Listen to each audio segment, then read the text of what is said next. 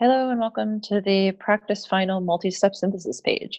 We're going to go through each of these one at a time. We'll go through first, going from methylene cyclohexane to 1-methyl cyclohexane.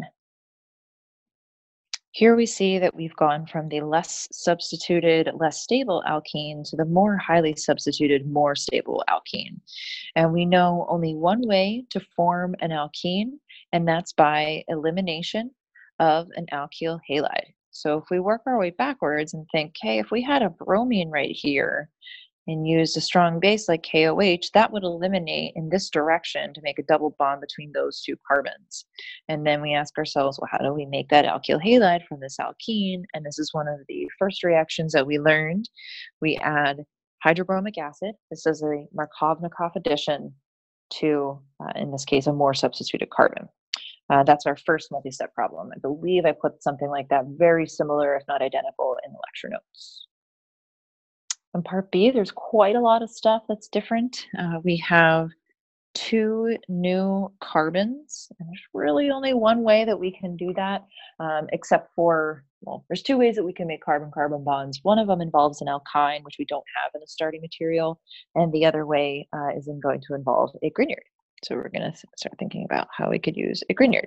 You may notice that the new carbons end up on the less substituted carbon, and that's a little indication that we should be starting with a Markovnikov addition, because that's the only hydroboration reaction, because that is the only anti-Markovnikov addition reaction we know. So we're going to use borane with basic peroxide. That's going to put an OH group here on the less substituted carbon. Sure, there's stereochemistry there, but we don't need it because we don't actually see it in the products. A Grignard is going to react, a Grignard itself, members, are MgBr, and since we're adding 2 new carbons, it's going to be an ethyl group there, ethyl magnesium bromide, and it's a really nice nucleophile. But so is this alcohol, lone pair. This is a nice nucleophile. We need to turn this into a carbon electrophile, and Grignards typically react with the carbon electrophile being an alkyl halide. So we're going to turn this into a bromide. Since it's secondary, we need to use PBr3. It turns the secondary alcohol into a secondary bromide. That right there is a nice carbon electrophile. We've already established what we need our nucleophile to be, and that's ethyl magnesium bromide. So these two would react together.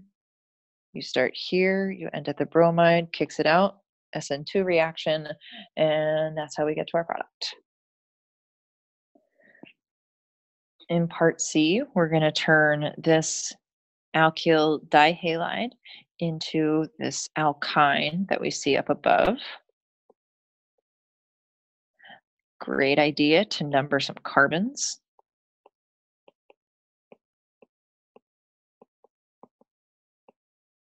Okay, and we'll see a couple of things. These are the new guys. As I mentioned on the part B, you have basically 2 ways of making carbon-carbon bonds. One of them involves a Grignard, the other involves a terminal alkyne. So that means that the last step of our reaction was probably adding those 3 carbons on to this 4-carbon terminal alkyne.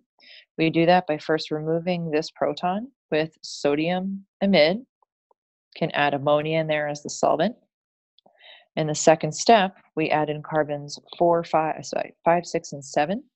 But on carbon 5, we add that bromine, and that's going to make it into a nice electrophile. That's going to be the end part. We have to work our way from here to here. We need to get rid of the chlorines, right? So we're going to break off the 2 chlorines, and we need to make those new pi bonds. And that happens by 2 subsequent elimination reactions. We're going to eliminate 1 chlorine with a hydrogen. That happens with a strong base. And then this chlorine is going to be removed along with that hydrogen. So again, our base that we're going to do, or we're going to use for that, is going to be KOH. And you can say that it's 2 KOH or in excess of KOH, but it's usually implied. It's kind of hard to slow that down and make it stop just at 1. But that's what we got for part C. The final multi-step synthesis problem is taking this terminal alkyne and turning it into this secondary alcohol. We're going to number some carbons because it's cool. We're going to number this way. And oh, look at that, we have a new carbon. We're going to take advantage of the fact that this is an terminal alkyne already. So we can do a similar strategy to what we have above, meaning we're going to add sodium amide in ammonia. Follow that up with as many carbons as we need. We just need to add carbon 5, so we're going to add methyl bromide.